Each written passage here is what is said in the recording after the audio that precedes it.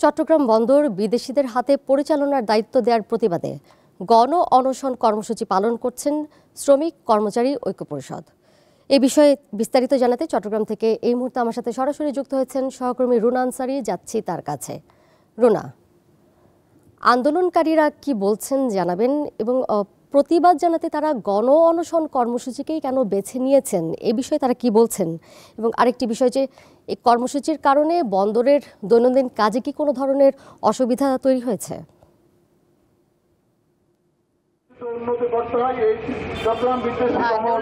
দীর্ঘদিন ধরে চট্টগ্রাম বন্দরকে বিদেশিদের হাতে তুলে দেওয়ার যে চুক্তি হয়েছিল সেই চুক্তি বাতিলের প্রতিবাদে শ্রমিক কর্মচারী ঐক্য পরিষদ আন্দোলন করে আসছে। আজকে তারা গণ অনশনে বসেছে এবং গণ অনশনটি হচ্ছে চট্টগ্রামের প্রেস ক্লাব চত্বরে। কারণ কিছুদিন আগে চট্টগ্রাম বন্দর এলাকায় 1 মাইলের মধ্যে কোনো ধরনের সমাবেশ বিক্ষোভ নিষিদ্ধ ঘোষণা করেছেন এবং সেখানে 144 ধারা জারি করার পরেই তারা কিন্তু বন্দর এলাকায় কোনো ধরনের বিক্ষোভ সমাবেশ করতে পারছিলেন না। তারা চট্টগ্রামের আগ্রাবাদে এর আগে বিক্ষোভ সমাবেশ করেছেন এবং আজকে তারা গণ অনশনে বসেছেন চট্টগ্রাম প্রেস ক্লাব চত্বরে।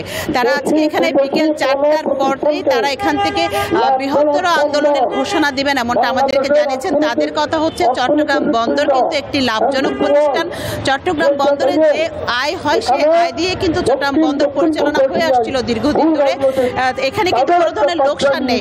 এরপরও কেন চট্টগ্রাম বন্দরের new marine container terminal, Laldia সহ চট্টগ্রাম বন্দরের স্থাপনাগুলো ডিপি ওয়ালকে দেওয়া হবে। ডিপি ওয়াল সহ দেশি বিদেশি বিভিন্ন প্রতিষ্ঠানকে যে ইজারা দেওয়ার পায়তারা দিচ্ছে সেই পায়তারা কিন্তু প্রতিবাদে তারা আজকে গণ অনশনে বসেছেন। তারা বলছে চট্টগ্রাম বন্দরের পাশেই কিন্তু নৌবাহিনী ঘাঁটি রয়েছে এবং বিভিন্ন সরকারি স্থাপনাগুলো রয়েছে, আর সেগুলো তো হুমকির মুখে পড়বেনি এবং চট্টগ্রাম বন্দরের সাথে চট্টগ্রামের সাথে বাংলাদেশের মাতৃভূমি কিন্তু হুমকির মুখে পড়বেন এমনটা আশঙ্কা করছেন তারা।